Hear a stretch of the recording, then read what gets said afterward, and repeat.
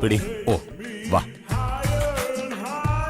അളിയ, തുടക്കമല്ലേ, നടപ്പ് കുറച്ച് പയ്യാക്കിയാലോ? സ്ലോ മോഷൻ ആണോ ഉദ്ദേശിച്ചേ? യാ, എന്നാ വാ. എല്ലാം ഒന്നേനെ. പെട്ടി ഇങ്ങോട്ട് എടുക്ക്. ഇത് സ്ലോ മോഷൻ അല്ലേ? ഓ, പെട്ടി മിസ്സാവരുത്. പിടിച്ചോ. നെഞ്ചും കൂടെ പൊളിഞ്ഞാൽ വാടാ.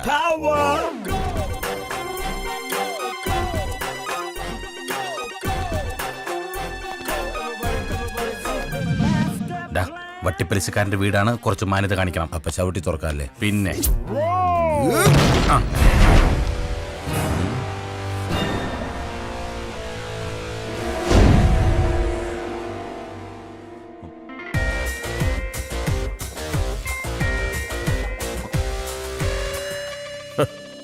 ഇങ്ങനെ ഒരു വരവ് നീ ഒരിക്കലും പ്രതീക്ഷിച്ചില്ല അല്ലേ?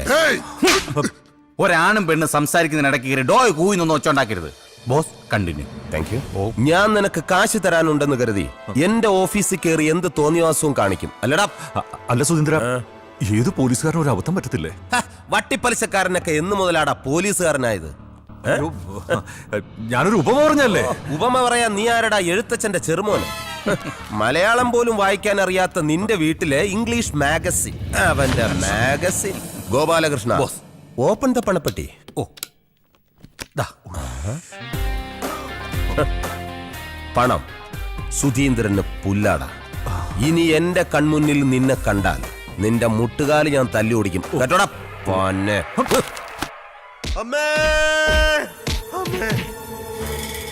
ഉറക്കത്തി നീ എന്തൊക്കെയാടാ ഈ കാണിച്ചു കൂട്ടുന്നേ? അതമ്മേ, ഞാൻ ചെറുതായിട്ടൊരു സ്വപ്നം കണ്ടതായിരുന്നു. നീ ഇങ്ങനെ സ്വപ്നം കണ്ടാലേ നിന്റെ പെങ്ങക്ക് ഭർത്താവില്ലാതായി പോകും. അളിയനെന്തു പറ്റി? ദാ നോക്ക്. അളിയൻ ഇന്നലെ എന്റെ അടുത്താണോ കിടന്നത്? ഞാൻ ഉറക്കത്തിലായിരുന്നു അളിയ. ശരിക്കും എന്താ പറ്റിയത്? എന്താ പറ്റിയതോ? ഇടിയും തന്ന് മുഖത്ത് ചൂട് ചായ ഒഴിച്ചിട്ട്. അത് സ്വപ്നത്തിൽ സംഭവിച്ചതാ. പക്ഷേ അളിയനൊന്ന് ഉറക്ക കരഞ്ഞിരുന്നെങ്കിൽ, ഒന്നൊച്ച വച്ചിരുന്നെങ്കിൽ ഞാൻ ഉണർന്നേനെ അളിയ, ഞാൻ ഉണർന്നേനെ. അമ്മ വരാൻ ഒരു 2 മിനിറ്റ് വൈകിയിരുന്നെങ്കിൽ ഞാൻ ഒരിക്കലും ഉണരില്ലായിരുന്നു. അതുപോട്ടെ, അളിയൻ എന്ത് സ്വപ്ന കണ്ടത്? ഞാൻ എന്റെ കടബാധ്യത മുഴുവൻ തീർക്കുന്ന സ്വപ്ന കണ്ടത്. അല്ലാതെ എന്നെ തീർക്കുന്ന സ്വപ്നമല്ലല്ലോ അളിയ. അളിയന്റെ കടബാധ്യത ഒരിക്കലും തീരാത്ത സ്വപ്ന. അളിയനൊന്ന് പിടിക്കോ? അവന്റെ ശരീരത്തിൽ അവയങ്ങളൊക്കെ വറക്കേണ്ടോ നോക്കട്ടെ. ദേഹം മുഴുവൻ പൊള്ളിയാൻ തോന്നുന്നു. ചൂട് ചായ മുഖത്തൊഴിച്ച്. ഒരു കണക്കിന് അളിയൻ ഭാഗ്യവാനാ. ഞാൻ ഇന്നലെ കണ്ട സ്വപ്നം എന്താണെന്നറിയോ? എന്താ അളിയ? അളിയന്റെ മുഖത്ത് ആസിഡ് ഒഴിച്ച് ഈ വീടിന് ഞാൻ തീയിടുന്നതായിട്ടാ.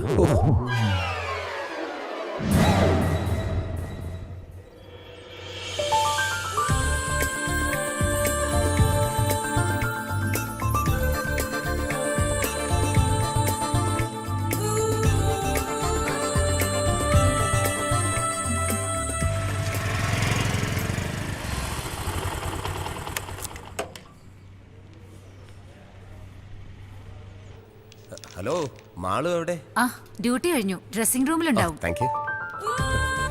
Dressing room.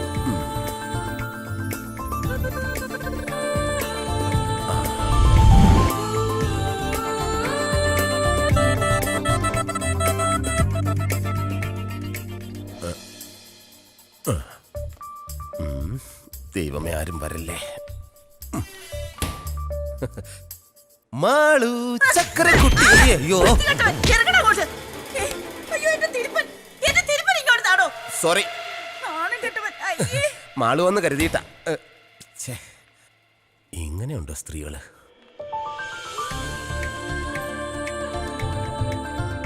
മാളു, നീ ഡ്രസ്സിംഗ് റൂമിലുണ്ടെന്ന് കരുതി ഞാൻ അതിനകത്ത് നിന്ന് കയറി.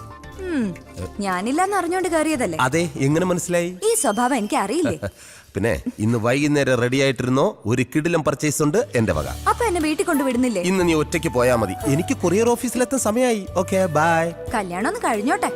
ഓക്കെ, കല്യാണം കഴിയട്ടെ. അപ്പൊ കല്യാണം കഴിഞ്ഞില്ലല്ലേ? ഇല്ല, അമ്മാവന്റെ മകളാ കെട്ടാൻ പോകുന്നേ ഉള്ളൂ. മോനെ, ഒരു ഉപദേശം തരാം. എന്താ? ഈ വിവാഹം എന്ന് പറയുന്നത് ഒരു KSRTC ബസ് പോലെയാ. അതായത് പുറത്ത് നിൽക്കുന്നവർക്ക് അകത്തോട്ട് ഉന്തി തള്ളി കയറിയാ മതിയെന്നാ.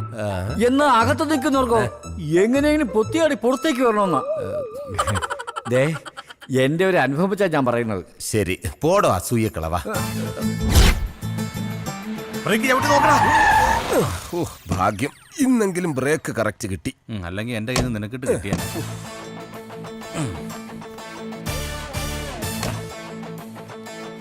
Good morning. Good morning. വെറുതെ നിൽക്കണോ? അതെ, ഒരു ലോഡ് പാഴ്സൽ വണ്ടിയിലുണ്ട്, എല്ലാം എടുത്ത് ഇവിടെ വെച്ചേക്ക്. ശരി. വാ, സൂക്ഷിച്ചെടുക്കണടാ. ശരി. വെറുതെ അങ്ങോട്ടും ഇങ്ങോട്ടും നടക്കുക. Good morning, sir. Good morning. Good morning Jency.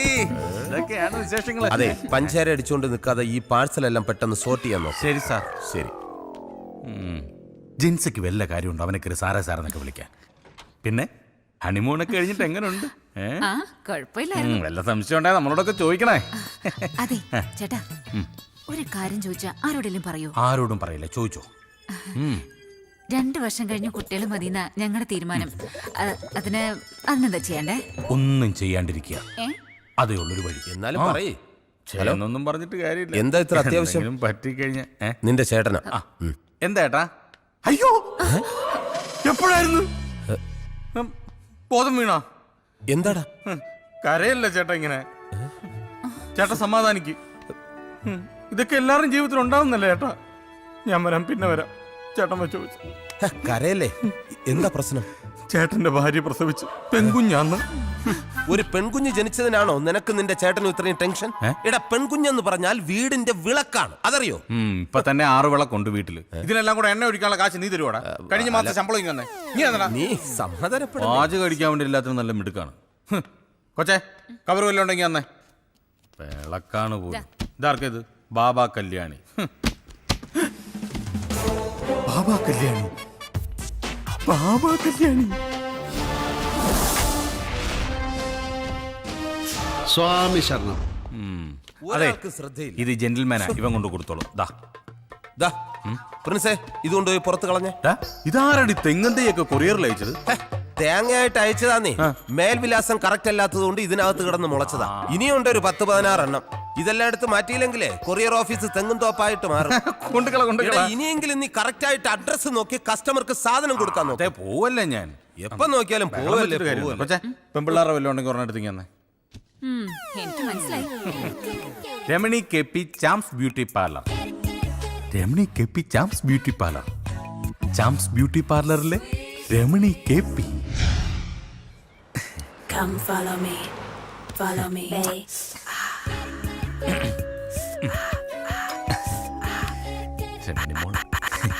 Come follow me, follow me. ആരാ? ഞാൻ കൊറിയന്നാ. കണ്ടിട്ട് ആഫ്രിക്കയിൽ നിന്നാണെന്ന് കരുതി. കൊറിയല്ല, കൊറിയർ സർവീസ് കേട്ടിട്ടില്ലേ? Super fast courier. ഒരു കവർ ഉണ്ടായിരുന്നു. ഇങ്ങ് തന്നേക്ക്. സാറിനല്ല, പിന്നെ മാഡത്തിനാ. മേഡമോ? ആ, രമണി മാഡത്തിന്. രമണി മേഡമല്ല, മാനാ ഈ ഞാൻ. അയ്യേ, അതെങ്ങനാ ശരിയാവുന്നത്? രമണി എന്ന് പറയുന്നത് സ്ത്രീയല്ലേ? എടോ, എന്റെ മുഴുവൻ പേര് രമണീദാസൻ നായർ. എന്റെ ജ്യേഷ്ഠന്റെ പേര് ഗൗരീദാസൻ നായർ. എന്റെ അനുജന്റെ പേര് ശോഭനദാസൻ നായർ. ആ ഐശ്വര്യ റായ് സാറിന്റെ സഹോദരി ആവാതിരുന്നു ഭാഗ്യം. അതെന്താ? അല്ലെങ്കിൽ സാറിന്റെ അച്ഛൻ ആ സുന്ദരി കൊച്ചിന് ഭാർഗവൻ പിള്ള എന്ന് പേരിട്ടാനെ. ഒരാള് വന്നിരിക്കുന്നത്.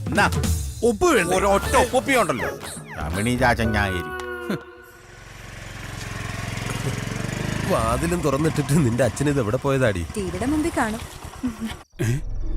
റോഡ് ക്രോസ് ചെയ്യുമ്പോ വണ്ടി ഇടിച്ചെന്നോ? എന്നിട്ട് ഹോസ്പിറ്റലിൽ കൊണ്ടുപോയില്ലേ? അവസാനം മക്കളെല്ലാം കണ്ടിട്ടാണോ മരിച്ചത്? എന്താ പറ്റിയച്ചാ? എല്ലാം പോയി മോളെ. ആക്സിഡന്റിൽ മരിച്ചു. ഈശ്വര, ആരാ അമ്മവാ? അത്തിമുറ്റത്തെ ജയന്തി. അതാരാ അമ്മവാ? ആ കുങ്കുമപ്പൂവിലെ പ്രൊഫസർ ജയന്തി. ആദ്യം ആ രുദ്രൻ, പിന്നെ ജയന്തി. ഇത് ഞാൻ എങ്ങനെ സഹിക്കും? നിന്റെ അച്ഛന് സീരിയൽ ഭ്രാന്ത് തീർന്നില്ലേ? നിങ്ങൾ കുറെ നേരമായി വന്നിട്ട്? ഇല്ലമ്മാവാ, കുറേ നേരം ആയേ ഉള്ളൂ.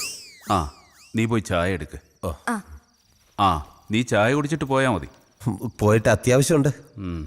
ആ അതെ, എന്താ? പരസ്പരം കാണണം.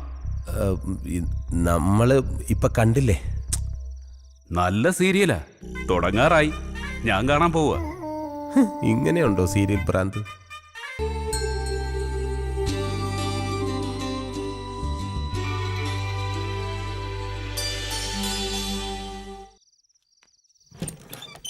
ഹായ് ടെങ് ടെങ്. ഹായ് ദേ, ദേ നിങ്ങൾക്ക് എല്ലാവർക്കും ഉള്ള ഡ്രസ്സ് ഇത് പിടിച്ചേ. ഈ ഏട്ടന് ഇത്തിരി നേരത്തെ വന്നൂടെ? എടി നേരത്തെ വന്നാ ഇത്രയും സാധനങ്ങൾ നിനക്ക് വാങ്ങാൻ പറ്റൂ? ആ ഇവിടെ ആർക്കൊന്നും അറിയില്ലെന്നാ വിചാരം. അല്ല, മാളി ചേച്ചി എന്ത് പറഞ്ഞു? നിന്റെ നാവിന്റെ നീളം അല്പം കുറയ്ക്കാൻ പറഞ്ഞു. അവിടെ ചെന്ന് ഇത്രയും നേരം അടയിരിക്കാതെ നിനക്ക് ആ പെണ്ണിനെ ഇങ്ങ് വിളിച്ചോണ്ട് വന്നൂടെ? ആ ആഗ്രഹമില്ലാഞ്ഞിട്ടല്ല, ആദ്യം ഇവളെ നല്ലൊരുത്തന്റെ കൂടെ പറഞ്ഞയക്കട്ടെ. നടന്നത് തന്നെ. വിമലേച്ചിയുടെ കല്യാണം നടത്തിയ കടം ഇതുവരെ തീർന്നിട്ടില്ല. ഒക്കെ നടക്കൂടി. പിന്നെ ഇതെന്തിനാ പാതിരാത്രി ബാങ്ക് വിളിക്കുന്നത്? ഇത് വാങ്കുവിളിയല്ല, നിന്റെ പുന്നാര അളിയന്റെ നിലവിളിയാ. സദാസമയം പാർട്ടി പ്രവർത്തനം അല്ലേ? ഏതോ സമരത്തിന് പോയി തല്ലും കൊണ്ടോണ്ട് വന്നിരിക്കുക. ആവി പിടിക്കുന്നതിന്റെ ബഹളം ആ കേക്കുന്നേ. നിങ്ങൾക്കൊന്നും ഉറക്കൂല്ലേ രാത്രി? പാതിരാത്രി ഇങ്ങനെ കുരവേട്ടുകൊണ്ടിരുന്നാൽ എങ്ങനെയാളിയാ വീട്ടിലുള്ളവർ ഉറങ്ങുന്നേ? അളിയനിത് എന്ത് പറ്റിയതാ? ആണവ കരാറിനെതിരെ നമ്മുടെ പാർട്ടിക്ക് വേണ്ടി ഒരു കലക്ടറേറ്റ് വളയലുണ്ടായിരുന്നു. എന്നിട്ട് അളിയനാണല്ലോ വളഞ്ഞിരിക്കുന്നത് പാർട്ടി ചിഹ്നം പോലെ. ഇപ്പോഴാടി നിന്റെ ഭർത്താവിന്റെ പേരിനൊരർത്ഥം വെച്ചത്. എന്ത്? TK പ്രഭാകരൻ, തല്ലുകൊള്ളി പ്രഭാകരൻ. ശവത്തി കുത്താതെ അളിയ. അല്ല, ഇനി അടുത്ത സമയത്തെങ്ങാനും സെക്രട്ടേറിയറ്റ് വളയാൻ പോകുന്നുണ്ടോ? ഉണ്ട്. ഡേറ്റ് ഫിക്സ് ചെയ്തിട്ടില്ല. ഫിക്സ് ചെയ്തിട്ട് നേരത്തെ അറിയിക്കണം. എന്തിനാ? ഒരു വളഞ്ഞ ശവപ്പെട്ടി മേടിച്ചു വെക്കാനാ. അളിയ, എന്റെ പൊന്നളിയ, അളിയൻ ഇങ്ങനെ വളഞ്ഞ് എന്റെ പെങ്ങളെ വിധവയാക്കരുത്. പാർട്ടി പ്രവർത്തനം വെറുതെ തല്ലുകൊള്ളാൻ. എടേ നമുക്ക് പോയി കിടന്ന് ഉറങ്ങാൻ നോക്കും മനുഷ്യ. നാട്ടുകാരുടെ തല്ലും കൊണ്ട് വന്നിരിക്കുന്നു. ഇനി ഉറക്കം മാത്രം നടക്കൂ. നാളെ തല്ലുകൊള്ളാൻ നോക്കണം. എന്ത് പറ്റിയളിയാ? ഒന്നുമില്ല അളിയ. ചേട്ടാ, ഇതൊക്കെ എന്താ സെറ്റപ്പ്? ഇതാണ് ഡോക്ടറുടെ ലാബ്. ഇവിടെയാണ് ഡോക്ടർ പരീക്ഷണങ്ങളൊക്കെ നടത്തുന്നത്. ഇതിനേക്കാളും വലിയ ലാബ് തൊട്ടപ്പുറത്തുണ്ട്.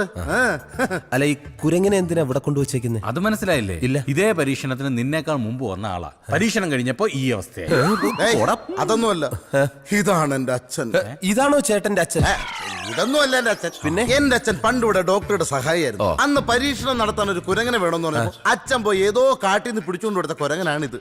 ഇപ്പോ ഇതിനെ കാണുമ്പോ എനിക്ക് എന്റെ അച്ഛനാണോ ഓർമ്മ വരുന്നത്. അച്ഛ, അതെന്താ?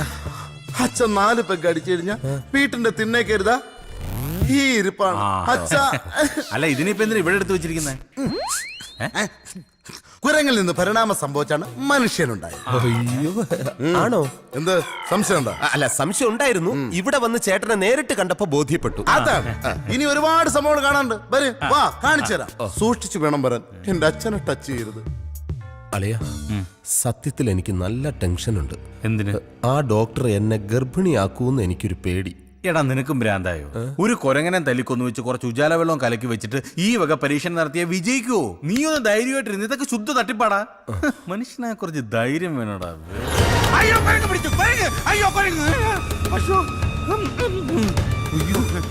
എന്തു പറ്റിയടാ? അയ്യോ, ഞാൻ വിചാരിച്ച പെട്ടെന്ന് അതിന് ജീവൻ തിരിച്ചു കിട്ടിയെന്ന്. അയ്യോ, ഇച്ചിരി വെള്ളം. കുടിക്കരുത്, സൾഫൂരിക് ആസിഡാ. ഇവിടെ മൊത്തം പ്രശ്നമാണ്. നീ വന്നേ, അവിടെ വേറെ എന്തിനൊക്കെ തല്ലിക്കൊന്നു വെച്ചിട്ടുണ്ടാവും. വാ വാ വാ.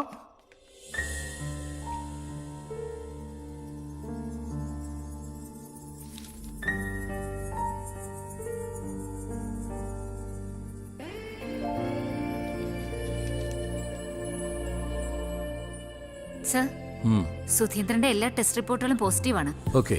Blood report? സർ, ഇനിഷ്യൽ ഫൈൻഡിങ്സിൽ ഹീമോഗ്ലോബിൻ കുറച്ച് വേരിയേഷൻസ് ഉണ്ടായിരുന്നു. ബട്ട് സെക്കൻഡ് റിപ്പോർട്ടിൽ ക്ലിയർ ആണ് സർ. ഓക്കെ. സർ, ECG എടുക്കുമ്പോൾ പുള്ളി അല്പം ആങ്ഷ്യസ് ആയിരുന്നു. That's quite natural.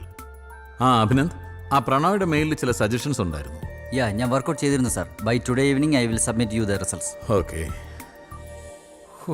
എടാ, നമ്മുടെ കഷ്ടപ്പാട് കണ്ട് ദൈവം കൊണ്ടു തന്ന സെറ്റപ്പാടായത്. AC room, സുഖഭക്ഷണം. ഇനിയിപ്പോ പരീക്ഷണം നിന്നിൽ വിജയിച്ചില്ലെങ്കിലും എന്നെ പരീക്ഷിച്ചോളാൻ പറ. ഞാനൊരു 10-15 വർഷം ഇവിടെ കിടന്നോളാം. നമുക്കൊന്ന് സുഖിക്കണോടാ. എടുത്തോളൂ.